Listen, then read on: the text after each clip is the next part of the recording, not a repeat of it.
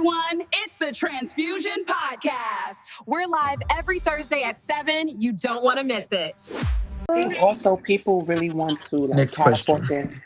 I think a lot of people want to catapult their career into work because people don't understand that doing this work is not Can y'all something hear her? that Because I can't hear her. Yeah, we can. I can hear. it's not gonna. Sorry, It's focusing. no, it's okay because doing this work is not going to.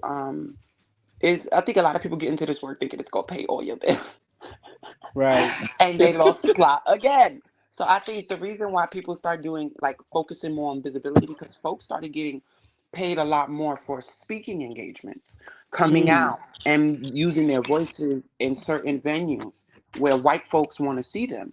And I think that if you see me, then you can book me and I can get paid for using my voice. And anyone who does nonprofit knows that you can have other jobs. But when you're intentional in nonprofit, there's not much other wiggle room you have that is making it accessible for you to do that other than remote work. And then you even have to balance that out because you can't allow, it's just all about a time thing. So I think a lot of folks needed to be paid and I understood that. But I think, again, folks started to lose the plot. And I'm more focused on us getting back on the intentionality behind the work. And that for me will always be pillars such as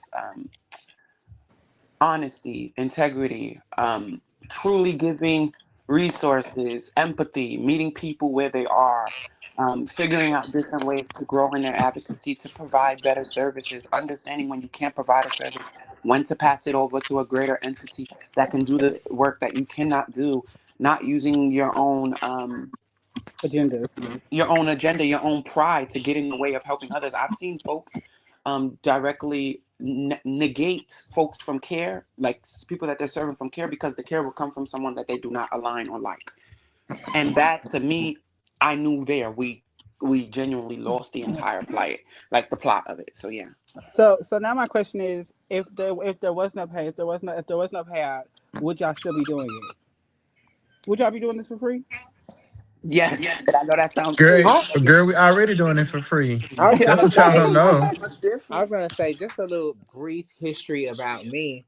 I actually started the work doing it for free, working for Black Trans conference, BTAC. Oh, I know that. Before they got a lot of the grants to pay the people that they pay now, I was there working for free.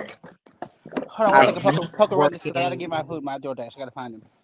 I left working for BTAC free to a higher paid position at Abounding Prosperity. So there is room for growth in advocacy and community work. Mm-hmm. Well, my first 3 years were free. I was paying for my office space from my job. I had a full-time job as a general manager with Wendy's for 6 years. And so the first 3 years of advocacy, I paid rent out of my paycheck for my office. I paid rent. I was paying out of pocket for different things for people when they needed stuff. And I had some friends that would pour into the organization as well. So I never even knew anything about grants or anything of that. I didn't know anything about that stuff when I entered the world of advocacy. So I definitely would have still been doing the work for free if I would have never learned anything about, grants or donations and stuff like that. Because I didn't even know about donations for the first 2 years. So the end of the third year is when I learned about grants and stuff like that. And I got my first grant from Tracy, from the House of Gigi, just from them seeing our work.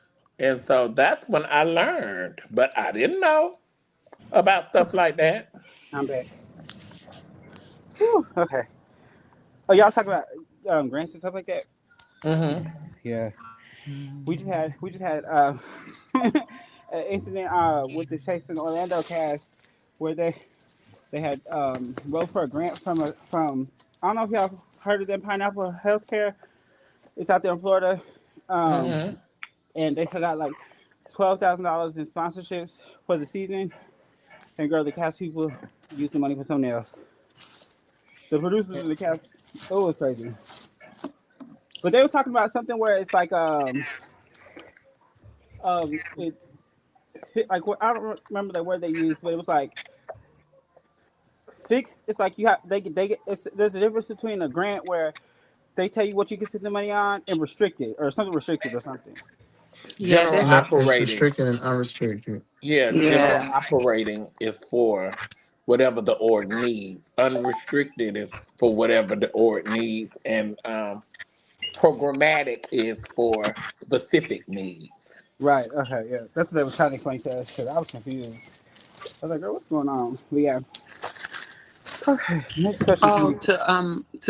to go off of what Regina said just quickly, Miss Livingston said, and Poker shared. I think anyone who enters this work knows that there is a big period where you got it and then you don't got it, and even when you got it, it ain't yours to have.